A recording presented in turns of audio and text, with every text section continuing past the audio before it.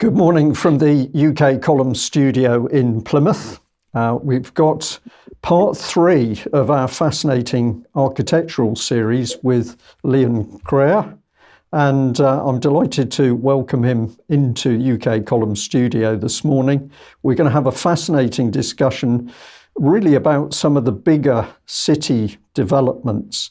And in particular, when we ended part 2, we were talking about some proposed developments in the Middle East. So, Léon, thank you very much for joining me again. It's a great pleasure to be with you, Brian. How are you with respect to heat waves and unbelievably hot weather? I love heat, any amount. I was brought up in a cold climate, so I never had enough heat when I was young. Okay, but is it especially hot where you are at the moment, or is it just sort of... No. Yeah. It's all exaggerated, you know the media, what they do. They see a fire and the world is burning. It's all much exaggerated, and the fires are caused by bad management of forests. That's the problem. Up until recent years, I had the opportunity to talk to a firefighter in the United States, and that's exactly one of the comments that he made, that things were being done that were causing problems with the forests and resulting in bigger fires. But let's touch on that at the end of our talk, because we're here to talk about cities and architecture and planning. I was introduced to the story of Neom, this big new city that's being proposed in Saudi. And I think actually it was our Debbie Evans who pointed me at an initial clip showing this very big city. I hadn't heard of it previously, but I was absolutely fascinated at the scale of it. And I'm going to declare straight off that it's not for me. I do not feel that this development is enhancing for mankind. I have lots of other concerns about what's actually being done, but nevertheless, I can understand the impressive scale of the thing and the fact that it's taken some really into the future thinking to get this thing happening. So before we have a look at a video, can I just ask you, have you been able to have a look at this development in Saudi, this big linear city? Yes, I'm fully aware of what's happening, what has been happening there for 40 years, and it's not going in a good way. I remember I wrote an article about the architect Abdelwahid Al-Wakil, who is the best architect, I think, in the world. He's a student of Hassan Fatih, and he built, in the 1980s, he built traditional mosques on the Corniche in Jeddah. And when I saw those, I thought, this is an absolute genius. I mean, he builds real traditional architecture today without concrete, purely with brick, with traditional crafts, in a country which have virtually no craft tradition except in the cities. I mean, it was not a big country with a huge traditional culture. Cities like Jeddah or some small towns along the Red Sea were obviously beautiful cities, but there was no tradition. He brought those traditions back. And I thought once these buildings are complete, there will be a revolution. They will change the world of the Middle East back to traditional building. What happened was the exact opposite. Once his buildings were complete, fantastic. He's actually the architect who designed also the Islamic Study Center in Oxford. He had his office in London at the time. I was living in London. And I thought, this must be a guy driving a white Rolls Royce, being extremely wealthy. I went to see him. He had 60 people in his office, and he slept under the desk because he had too much work to go home to Folkestone every night. This was an extraordinary genius. When I got to know Prince of Wales, I introduced him to Prince of Wales, and who became a great supporter and enthusiast. And I wanted him actually to become the architect in charge of building Poundbridge to start with. But then you should have seen the scene when I introduced him to the Prince's Council. Somebody said, I don't see why we should have an Arab architect building in Great Britain. And Al-Wakil, whose father had been the last prime minister under King Farouk in Egypt, he came from a family of diplomats and very high education. He said, you know, gentlemen, if we in the Middle East had the similar attitude to you, just imagine what our cities would look like. And but it was impossible to get him involved in. So the Middle East was, you know, they were very much dependent on imports from England and later from the United States. And in Egypt, Hassan Fatih was a genius. He died in, I think, 1985. He was recognized internationally as a great architect, but he was a traditionalist, and he built several settlements in Egypt, which were a model how Egypt should develop traditionally. But of course, he had the whole, the government and everybody against him, so much so that when Al-Wakil became his assistant, he came from a rather wealthy family, he brought him the first wealthy clients, that this man, who was by then 70, he had he was so used to be opposed that he started to shout even as the clients who wanted what he was best able to do. So it's a kind of tragedy which you find in every country, but particularly the Middle East, who inherited this modernist traditions which have absolutely nothing to do in that climate. Thank you very much for that. That's a very interesting introduction, and you've already got me thinking about those aspects of where architecture comes from, and we can be from my point of view, I can be in a country overseas, but actually what I'm looking at is architecture that's originated back in the West. Look, let's have a look at this promotional video clip for Neom. It's a few minutes long, 3 minutes to be precise, but it's Neom explained in 3 minutes. So this seems to me to be a good place to start. And we have a little bit of commentary after that video. There's then a further clip, which is much shorter, which really takes us inside the city. So for our audience, let's play out Neom explained, and then Léon, it'd be really good to hear your comments. What is Neom? This is Neom, or here, to be more precise, in the northwest of Saudi Arabia. But Neom is more than a place. It's a home for people who dream big. Bigger than that. That's more like it. It'll be a hub for innovation, an entirely new model for sustainable living. The vision for a new future. In fact, that's how it got its name. But what will be there? There's Oxagon, a thriving city at the crossroads of the world, where advanced manufacturing will enable industries of the future. Trojena, a year-round mountain destination. And just remember to pack your skis when you visit. Or if skiing's not your thing, there's always Sindala, one of Neom's many beautiful islands, perfect for some R&R. And Align, a 500-meter high, 200-meter wide, 170-kilometer long city in the shape of, well, a line. No roads, cars, or emissions. And everything its 9 million residents could ever need within a 5-minute walk. But best of all, the entire region will offer unparalleled access to nature and will be powered by clean energy. All within easy reach of the rest of the world. I know what you're thinking. Why does the world need Neom? That's a good question. The world needs Neom because the world needs change. That's what we mean when we say Made to change.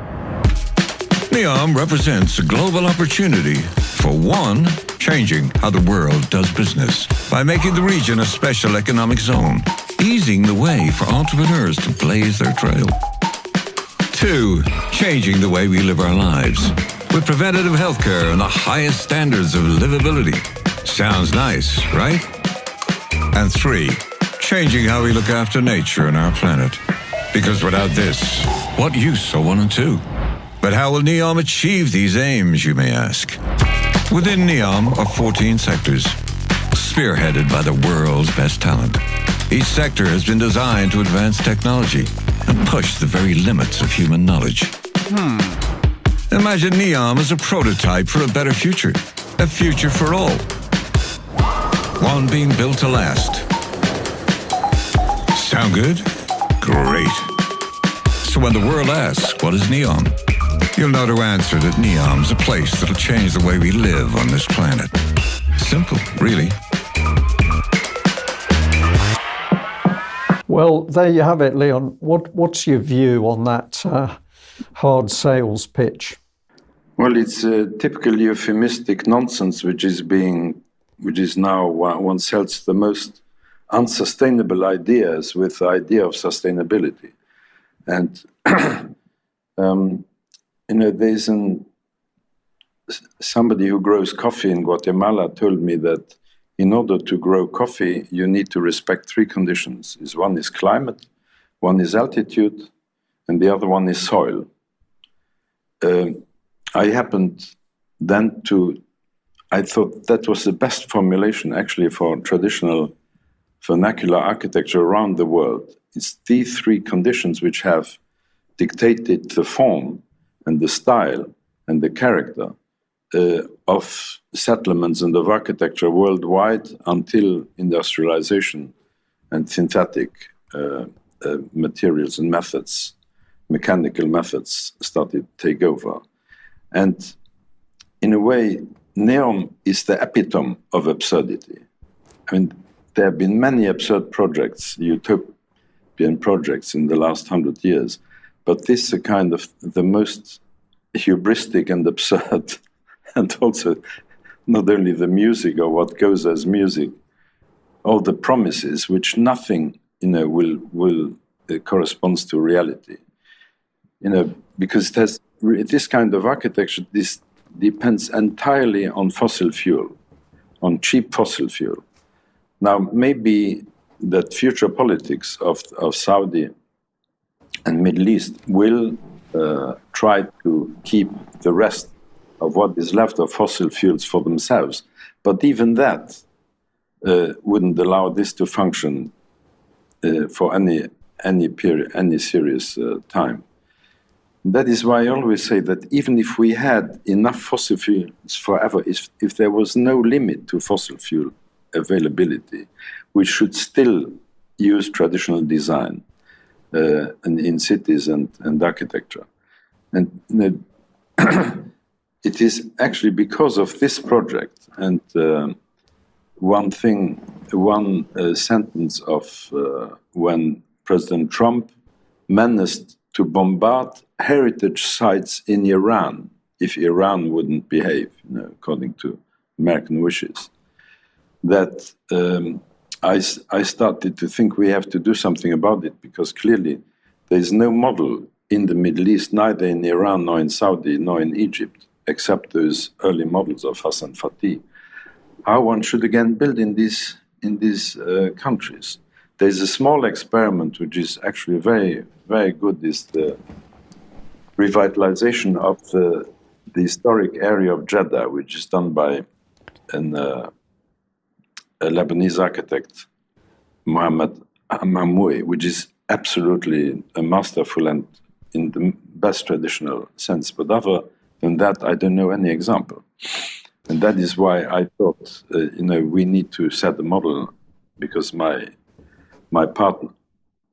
main partner is Iranian. He lives in America, but we had to make a gift to the Middle East to show them how to build again traditional towns. What came into my mind very much in that promotional video is that it's technology which seems to be the huge push. And I remember in one of the earlier discussions that you and I had, you were talking about the fact that you can have modern materials that can be bent into all sorts of interesting shapes. But that doesn't mean to say that you're building the correct building, because with a natural material, the building conforms to the attributes of those local materials, and that helps the form of the building, whereas the high technology sort of just stamps its imprint. And of course, in Neom here, we've got this on a gigantic scale. Have I got that summary right? And is this your feeling also on Neom? This is technology. This is a boast of technology and machines in the building rather than the result? Well, it's a high-tech fantasy, because high-tech, the very term says that there is high and low-tech. High-tech is supposed to be better than low-tech. Now, in ecological terms, if you look at the very long term, you will see that what we call normally low-tech, like mud architecture, is actually high-tech for when you look at the climate. If you consider that ecology is important, I'm not talking about saving the planet, just ecological, healthy, decent architecture which doesn't kill too many people on the way of building and using and sustaining and creating artificial climates.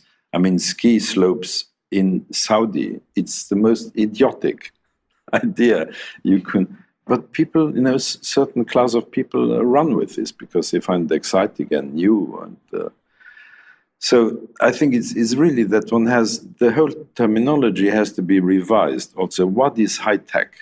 And if you consider soil, climate, and altitude, for each of these conditions, there is an adequate technology for building in a durable way. And it's certainly not high-tech. High-tech you need for building airplanes and bombs and that sort of thing, but certainly not for building settlements which have any future. We saw the linear city in the video clip, and so my mind then said, okay, well, what's the linear city going to be like? And there was actually another little video clip where effectively we're being taken inside the city. So let's have a look at this second clip and see what this linear city is like. I see trees of green,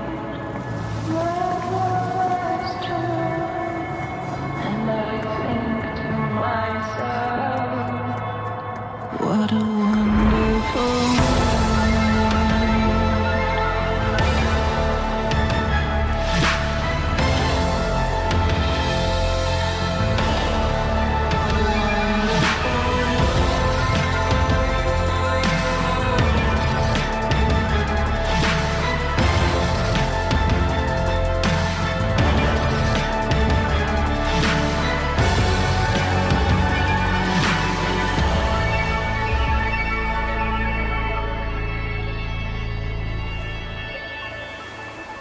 What a wonderful world. Well, I'll come back to you straight away. Is this the way that we should be living our lives in the future?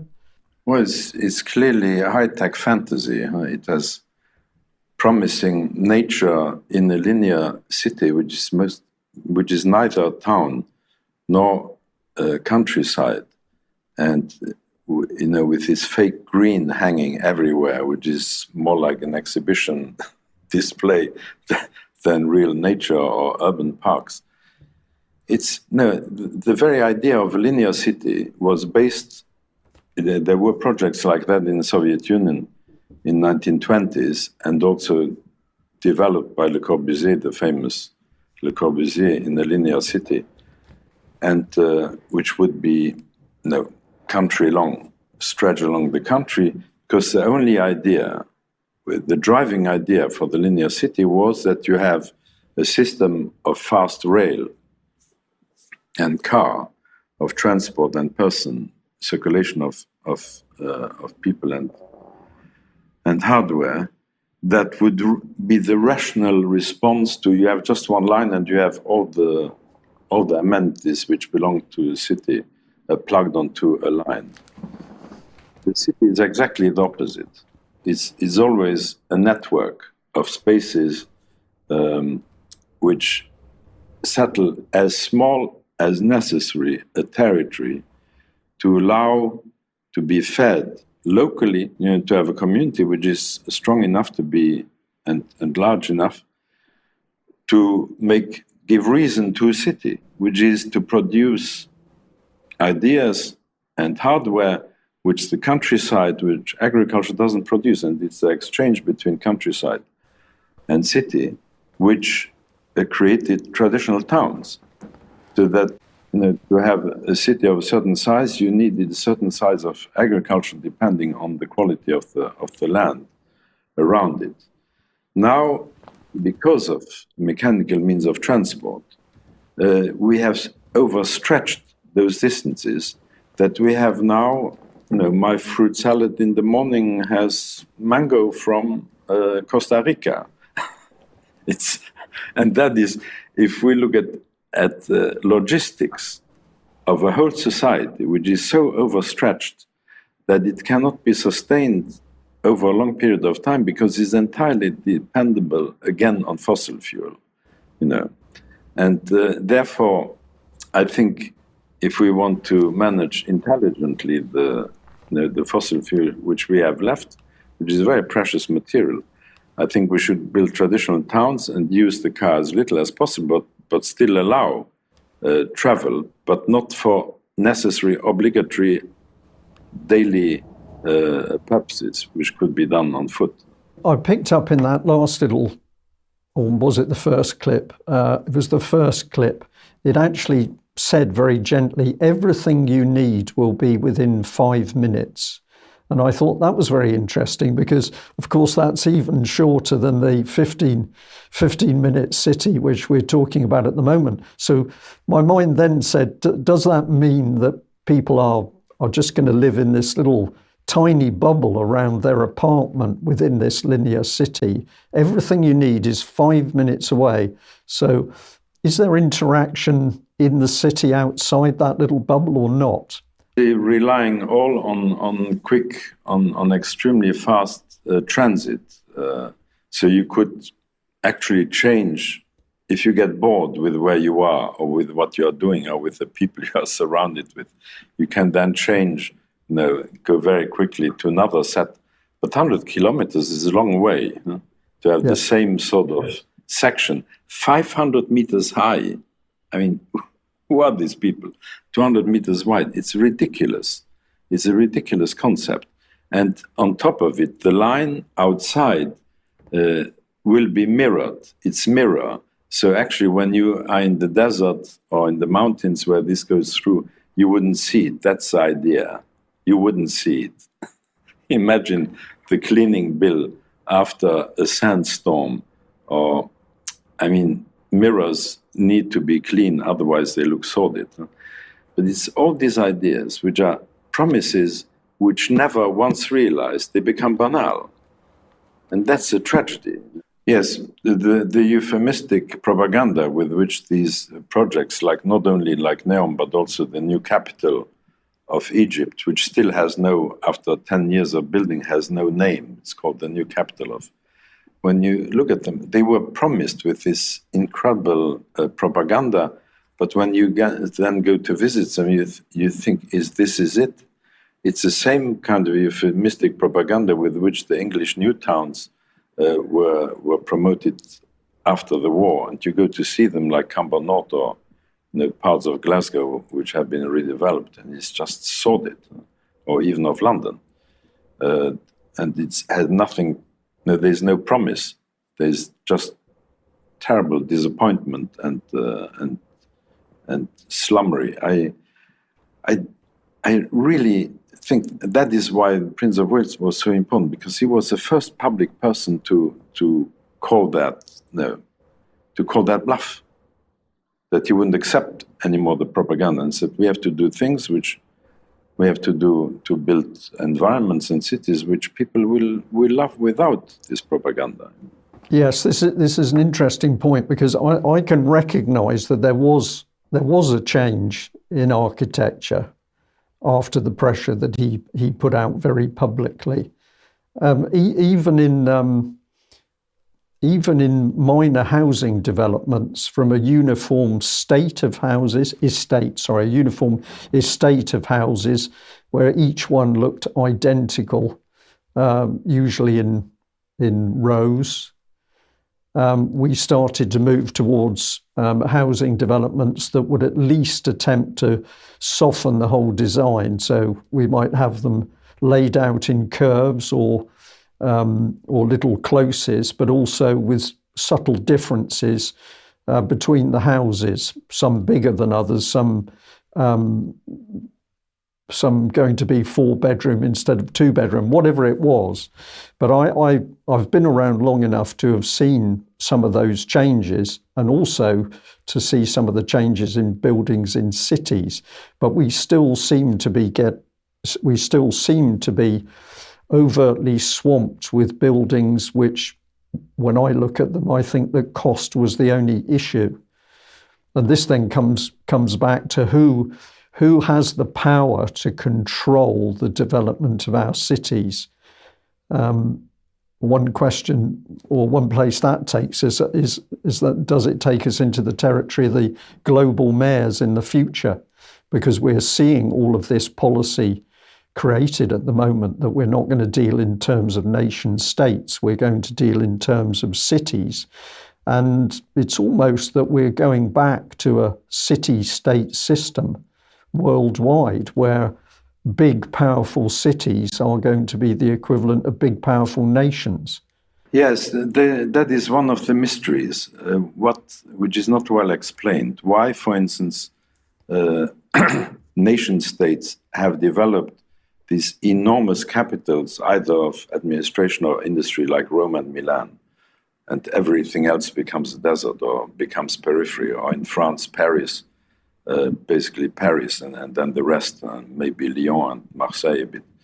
But because this was not done, there was no actual master plan to tell that in the future countries should develop in this way. Because I was very briefly on a commission for President Mitterrand to discuss whether Paris should grow another 3 million. It had already 3 million then, and this was 1985, whether Paris should grow another 3 million. And the rest of the table of the economists were, yes, we have to recommend to the president to grow another 3 million. And I said, but we have been, the center of Paris has 3 million, and the rest has, I forget now the number, but like double.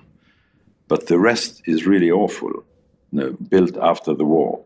So you want to add another 3 million like the center of Paris, or like the rest which you have been building for 30 years now? And so people got very upset, the economists particularly. And I said, but your theory, that we have to recommend that Paris should grow more, is based on the idea of the economist who was presenting it, that the Paris citizen produces more added value than the rest of French citizens.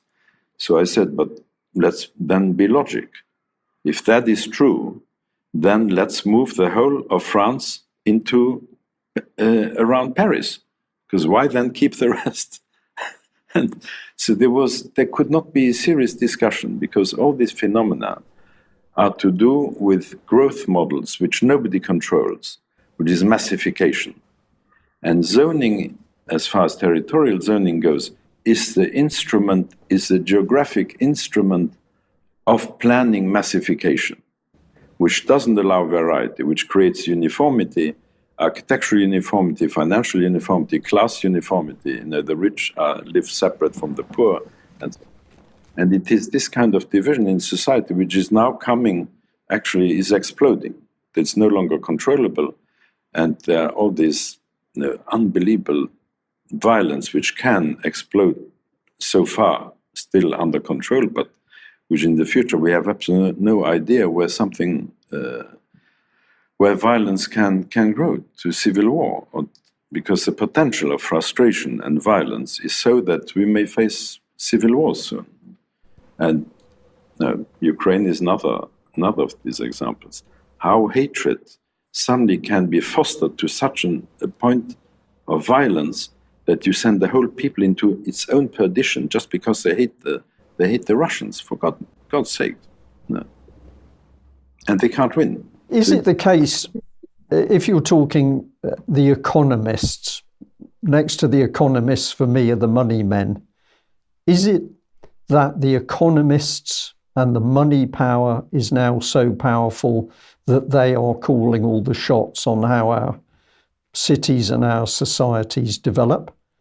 The average person on the street would have no idea about these, I'll be provocative and I'll call them long-range plans, which would be the Soviet description of them. But the average person has no idea that there are these plans being produced. I got a glimpse of them many, many years ago when I spent some time as a parish councillor. And much of that job was very simple, but one of the good things about it was you got the opportunity to read documents that you wouldn't normally read. And one of the documents that came across my desk was called the Devon County Structure Plan. And this was a description of quite a massive increase in the number of housing units in the county of Devon.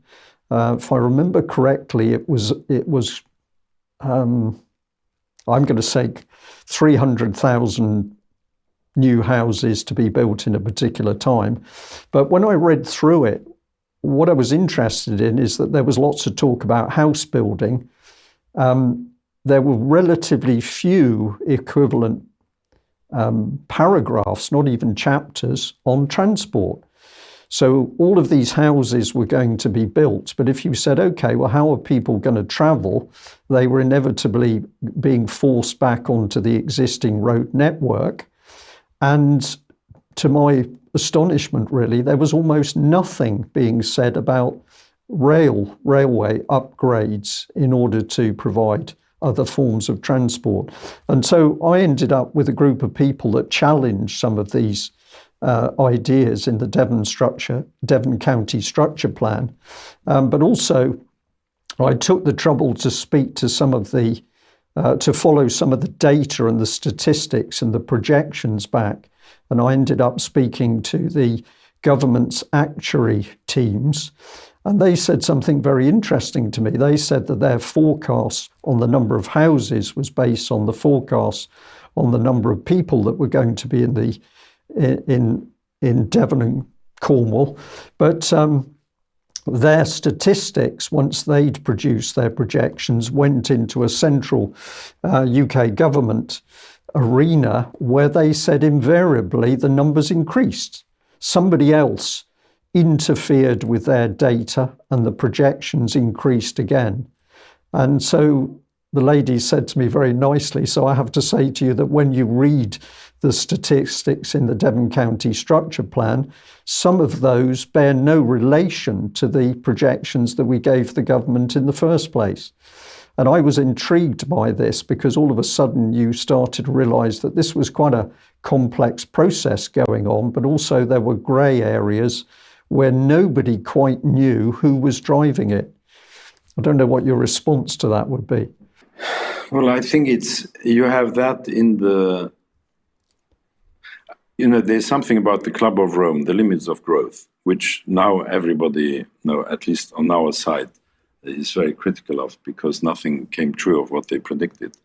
But it is absolutely true that on a limited planet, there's limits of resources, and these resources have to be used wisely in order to allow a certain time of survival, limits of growth.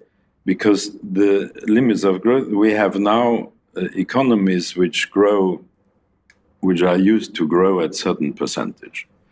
But our debts grow exponentially compared to the economic growth. So how could in the future ever these debts be repaid if there is no economic growth to sustain it, particularly if our GDP, as you often explain on UK column, does not really correspond to productive activities, but to services, security, things which have nothing to do with production, but employ people, but very unproductively.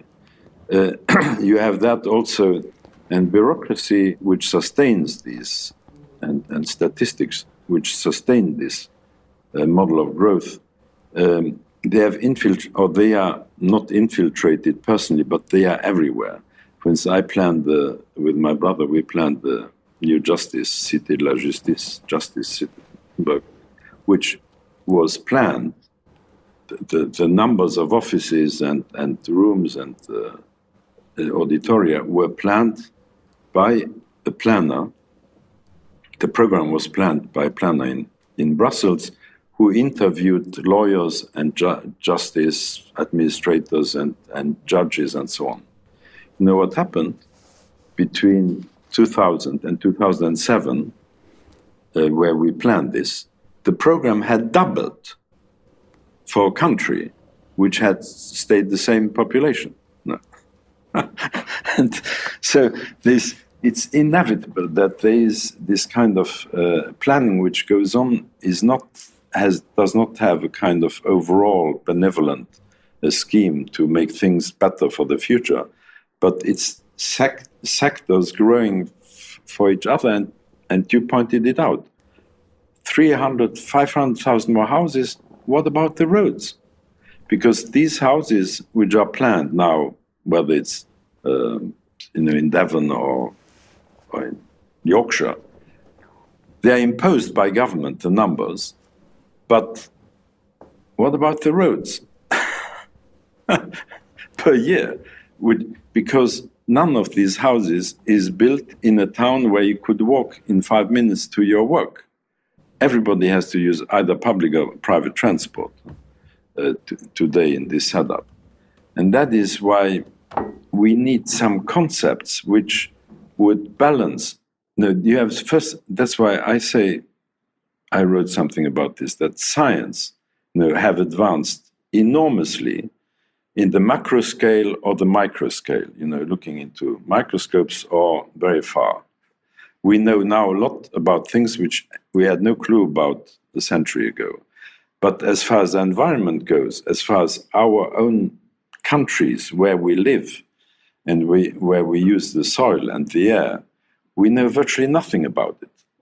And that is why our countries, for instance, France or Great Britain, they used to be centers of enormous world empires, which were used to get a lot of food from outside. But it would be, I think, scientifically, it would be absolutely essential to study what is the quality of the soil of the United Kingdom, of Ireland, of Scotland, of France, of northern and southern France. How many people can you feed on the quality of that soil without imports? And that would give you an idea of, just a statistical idea, what should our population be in order to, in times of crisis, to have enough product to feed our countries. None of that is done. There is no statistics, there is no theory. There are some ideas, but there is no theory on which politicians could actually take decisions, either at national or regional or continental scale. And that is missing. So the decisions which are now taken for ecology, for saving the planet, and all these new propaganda items, is done blindly. No. And there's no reason, there's no serious, actually, data allowing us to plan how big a country should be. And then suddenly France decides that in the last 5 years, you have 2 million more people coming from Algeria. Germany, 2 million more people from Syria and the Middle East. We can do this, said Mrs. Merkel, but she has no clue what can be done.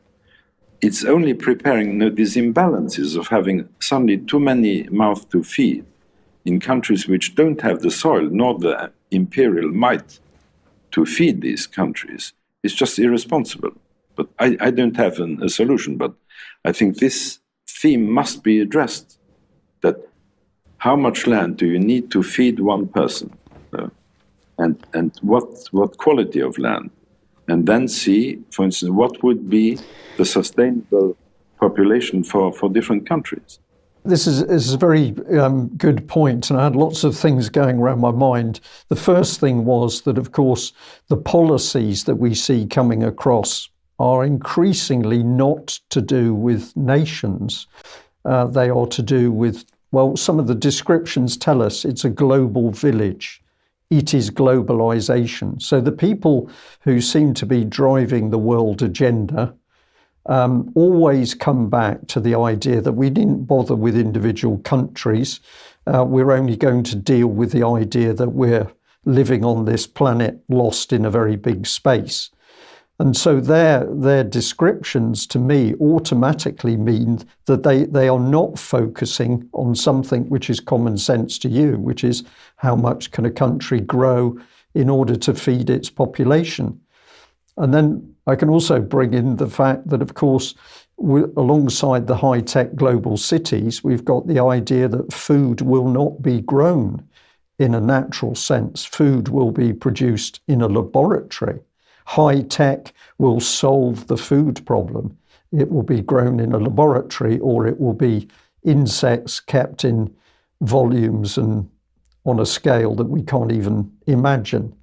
So the ideology that drives this through is always remote from where your mind wants to take you, which is coming down to ground level in any particular location in the world to decide what is the best architecture and living environment in that area. If we look at Agenda 2030 and what it's telling us, this is of course also on a global scale. And if we talk about data, the people who are building the Agenda 2030 policy are hoovering up data on a scale never seen before, aiming towards, we'll say, the Internet of Things, so that every individual object that we use in our lives, whether it's clothing or food or cars, whatever it is, everything we touch will have a barcode attached to it, so that can all be put into a huge database.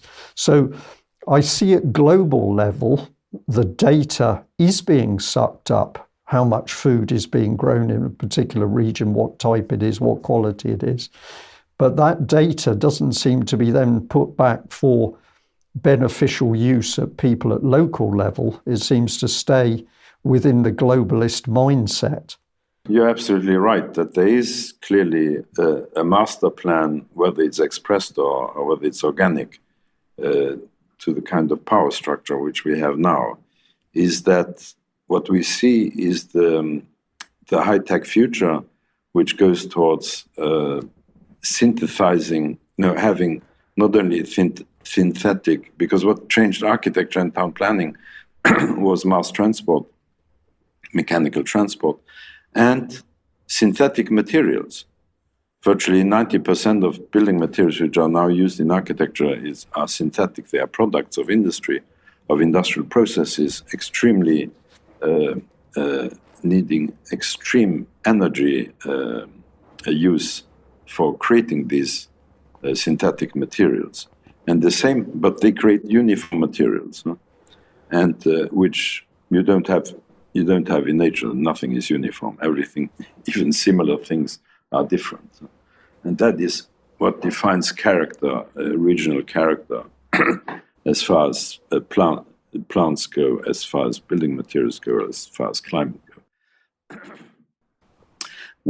The big risk with this is that when we have very large production lines being built, production plants being built for synthetic foods, is that we have no clue what these foods will do to health.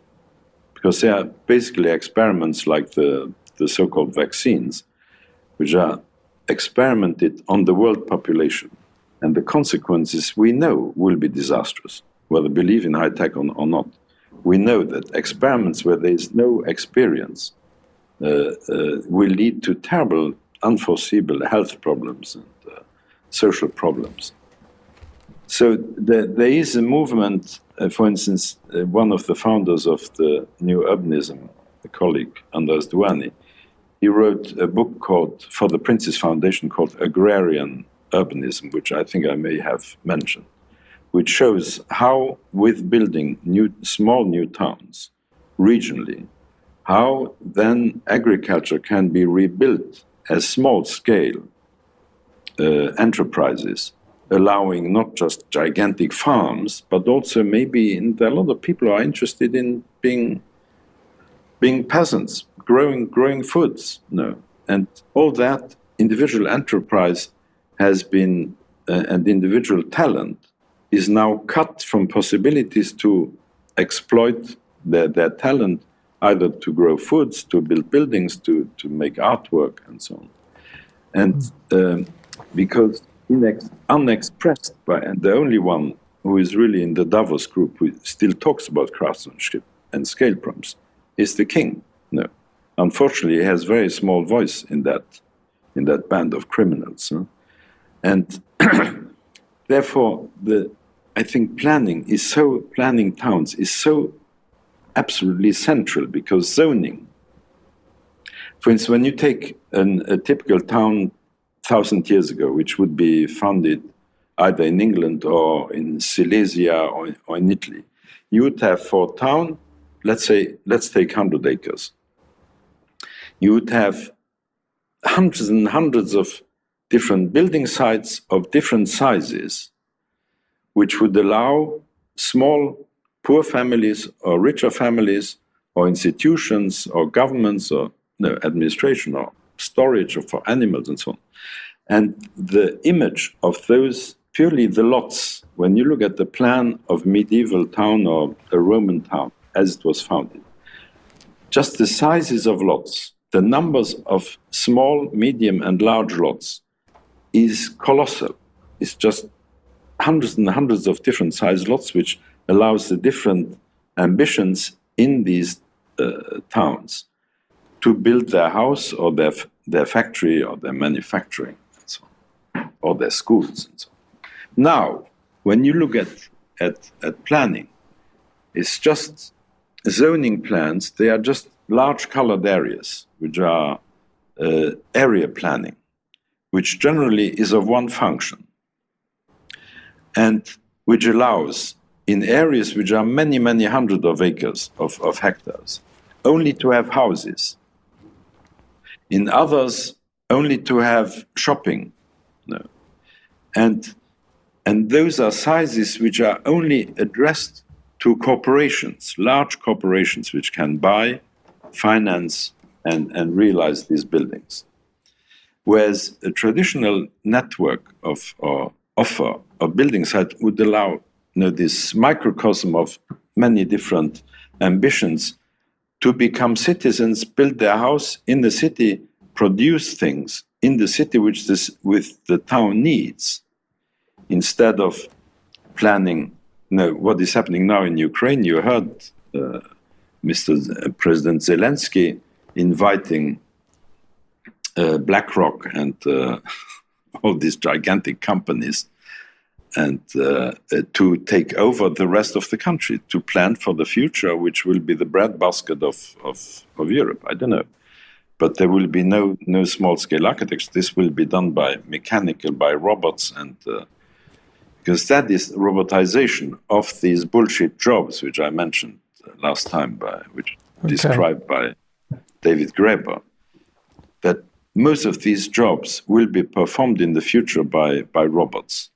Yes. And that is where the human element is now being completely phased out of these very large enterprise projects. And that is why it's so important to have a concept how to allow individual ambitions, individual talent to build its own house for his own family, or his or her own family, be a tailor or, I don't know, a peasant, or grow food and so on. And that is where Ayn Rand is very interesting, because she said already in 1945, I think, she was a promoter of capitalism, as you know, but she said, we don't live in capitalism. We live in a form of capitalism which is in collusion with state power. And that excludes individual capitalists to go into competition with corporate capitalism. That is why a man who can cook very well cannot enter into competition with McDonald's or a global empire. And the state is supporting these global unities, corporations, because they pay for damn politics. Yes. And of course, the state fully in bed with capital aims is fascism, if I remember correctly. So perhaps the beast is emerging. Leon, the clock is always unkind to us, because I get absorbed into what you're saying and the clock races by. I'm going to say you provided some wonderful images for us to share with the audience. We've probably got 10 minutes remaining. Which of the images would you like to bring up on screen? I wondered whether capital Luxembourg might be of interest, because I perceived that was about change, development to a big area of a city. But where would you like to go? Capital of Europe, Luxembourg, because Luxembourg is one of the capitals of Europe, with Brussels, Strasbourg, and Luxembourg. There's the parliament there, and this administration there, and the absurd thing is that Brussels has to travel with archives. There were enormous corporations which carried these archives once a month between these three cities. Now, in 1977, our Prime Minister commissioned a French architect to design the new European Parliament in Luxembourg, which was a monstrosity I can't show. It was called the Prick. It was like a prick, 160 meters high, with the testicles were the parliament. The whole country laughed. This can't be done. And the engineer said, yes, this must be done, because this is progress, this is a vision of the future. And I then did, but because the criticism was so childish that I decided to do a counter project. Because Luxembourg, as I explained before, is built on different plateaus, separate by deep canyons, and then linked by bridges. One of these, if you go back to the previous aerial view, which is a photograph, that was the Park of Institutions, where you had a skyscraper, which was administration, a parliament building, international, the European Court of Justice, and a Holiday Inn, which was very interesting, a mixture of symbolic powers. This prick was meant to be built between the skyscraper and the European Court, but it was meant to be, the rest was a sort of park. But of course, the park, with time, would be transformed into a large car park and so on. Now, the size of this development was the size of the historic center of Luxembourg. So I said, why don't we build? Yes, in the center, you see here the old center of Luxembourg, which was about a population of 10,000. And so I proposed that we build for the European community top right, yes. That would be the new European quarters, where the 8,000 people who worked in these skyscrapers and different buildings, Centre Jean Monnet, and could then, instead of clogging the rest of the roads and the bridges with their commuting, could then live in beautiful houses right next to where they work. This was published a lot, and there was a lot of uproar, but had absolutely no influence. We tried to promote this with European money, and I had to finance myself. But it is something exactly that size of town which you see there is now, we built in the last 10 years in Guatemala with the same density. And if you have an aerial view of this Cayala project in Guatemala, Yes, that's the plan. All that is now built, is nearly finished, and which I convinced the developers, who are a very large family, Leal family, who are wealthy landowners. They have sugar industries and agriculture in different Central American countries. So a lot of capital, also construction industries. We built there this quarter, that is the central street. Yes, that's the Paseo. That's a high street. There's a vast church built. There's a huge communal hall, and that was the main street, the Paseo, which was built all at once in something like 2 years.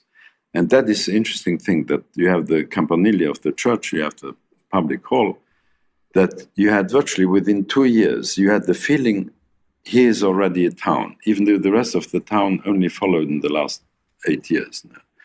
And that is when you have the right idea, the right concept, the right scale of buildings. A town will never look unfinished, like Neom. No, when you start, you have to build the whole town, otherwise it will look unfinished. Whereas a town, once you have the first streets built, I had the same feeling when we had built the first streets in Poundbury. All the attitudes changed, because they felt we have a real place. This is not just housing, this is not just shopping mall, this is something like the beginning of a real town. And Europe could have built this easily, because there were enormous funds for developing these buildings in Brussels, Strasbourg and Luxembourg, and they are everywhere in all the three towns. There is not one single building worth looking at. No. It's all glass and steel, and out of scale, and monstrous scale, and very unpleasant. And that was the tragedy, that the most important institution of Europe, which was representing the European unity rather than the struggles and the civil wars and the frontier wars, that instead of making symbolic buildings which would be so attractive that they would really seduce people into the idea of Europe, representing the best of European architecture, they built the most abstract and robotic kind of architecture, which has in fact become the symbol of European technocracy. I think actually Britain left. Brexit happened because there was no building to think of as European institution which could be attractive, like Westminster Palace, or I don't know, the French Assembly, or the Rotunda, the Capitol building in Washington. All the buildings which were built are abstract, symbols of technocracy and pure, unaesthetic construction. Lacking humanity, maybe. That's a very interesting point. And also, I think many rooms without windows. And I remember reading somewhere that you should never sign a contract in a room with no windows. I think the inference being that your mind is controlled by the fact you're inside four walls. I don't know whether that's true or not. Léon, I would like to end here, and I was fascinated by this particular image, because most of your discussion has been on very big urban developments, and I don't know where this is, but my perception is we've essentially got it's styled on timber-framed building, and so on the left, the timber-framed building, as far as I see it, on the inside, a wonderful light and open space. Where was this development? It's my own house in Seaside, Florida. Seaside, Florida was the first experiment without which Poundbury would not have been possible. It was designed by Andres Duani and Liespeter Zyberg, and I was their consultant. I was their theory man, to tell them how to do an American version of the European town. But I was so frustrated by then in the 70s that I said, I'm doing architecture I'm an architect, I do not build. because the situation is so corrupt that anyone getting involved in building can only build corrupted products. But the Duanis and the promoter, the builder of this town, he owned the land, Robert Davis.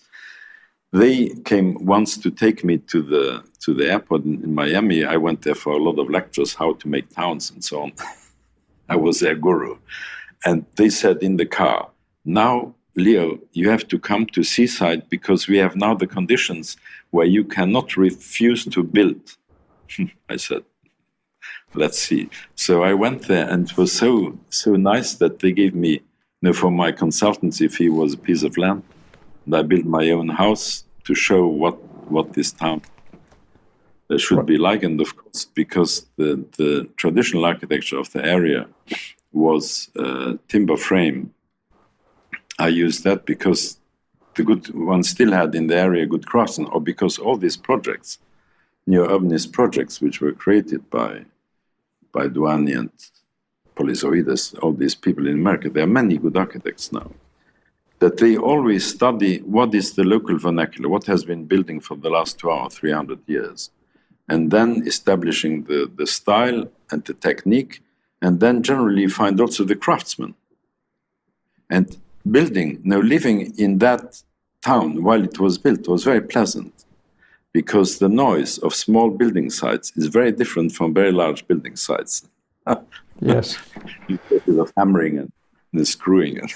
Okay. Should we just bring that black and white image on screen? So this is an aerial shot, and am I right? Your house is the one to the left of the picture. On the left, it's the gate. Is actually the gate post of the entrance of the town. It started with very cheap houses, but because it's so attractive, it has, of course, the prices have exploded, and some people who live there, they can't afford to keep the building because they would make so much money that their inheritors force parents to sell their house. Okay. It's iron.